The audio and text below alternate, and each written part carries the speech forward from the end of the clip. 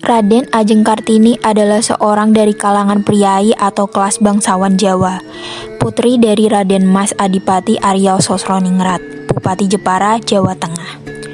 Beliau hanya bisa melihat penderitaan rakyat ini setiap harinya. Hati beliau tersentuh. Kartini ingin wanita memiliki kebebasan menuntut ilmu dan belajar. Kartini dilarang ayahnya untuk sekolah, sebagaimana adat Jawa pada waktu itu yang masih membedakan antara kaum perempuan dan kaum laki-laki. Tetapi tekad Kartini untuk memajukan orang Indonesia, Kartini pun memutuskan untuk mengajar orang-orang desa tersebut. Kartini mengajari murid-murid perempuan berhitung, menjahit, bahkan membuat pola pakaian. Setelah murid-murid pulang, ayah Kartini memarahinya karena tidak suka dengan Kartini yang mengajari anak-anak desa dengan ilmu pengetahuannya.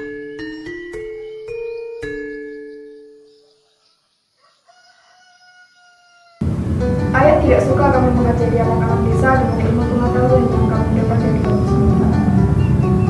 Mengapa ayah Anda tidak memperbolehkan? Kamu tahu sendiri kan, bahwasanya yang hanya dapat mengenyam pendidikan adalah kaum Belanda dan kaum bangsawan. Mengerti kamu? Mereka para perempuan tidak harus selalu ada di rumah dan mengerjakan semua pekerjaan rumah tangga, ayah. Mereka juga butuh pendidikan yang layak.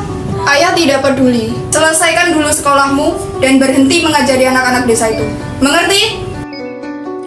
Setelah Kartini menyelesaikan pendidikannya di Europa's Lagere School, Kartini bertekad menantang kolonial Belanda yang bernama Vandenberg agar dapat memberikan hak yang layak untuk rakyat Indonesia, termasuk kaum wanita dalam hal pendidikan. 1 tambah 1 sama dengan 2. Maaf Nona, Nona harus ikut pulang kita sekarang juga sesuai perintah ayah Nona.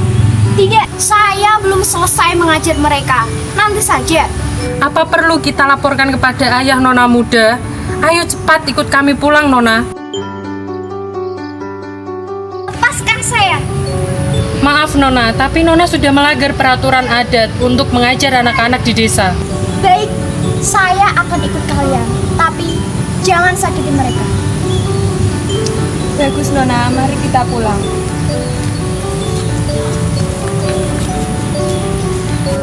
Komisi Komandan, ini ada surat dari Rajeng Ajeng Kartini, Putri Raden Arya Sosroningrat. Surat apa ini?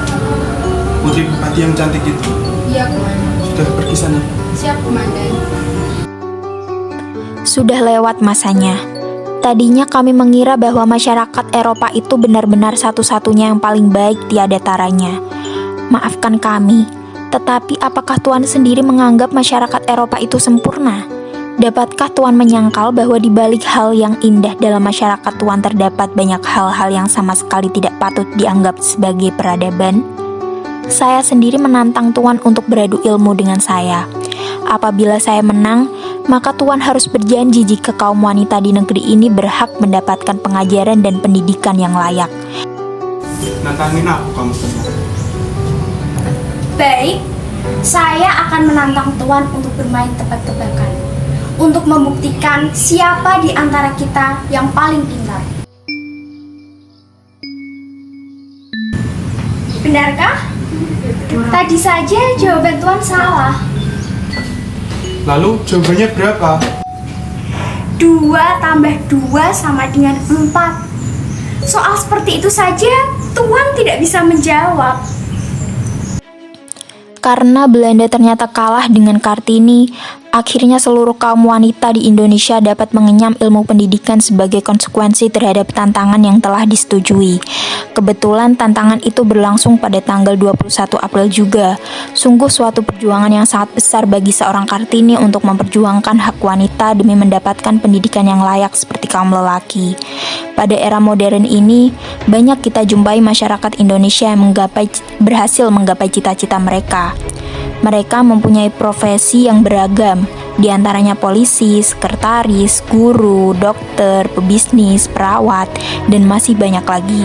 Sekarang semua orang dapat menikmati pendidikan dan mereka berhasil mewujudkan apa yang mereka inginkan dan cita-citakan dalam hidup, yang tentunya sesuai dengan harapan bangsa Indonesia. Dengan segenap perjuangan yang begitu panjang dan mengerikan, akhirnya Kartini dapat mewujudkan cita-citanya. Hikmah yang dapat kita ambil dari kisah ini adalah bersungguh-sungguh dalam menggapai cita-cita yang kita inginkan, dan jangan sekali-kali merendahkan kaum wanita, karena kaum wanita itu hebat dan mulia.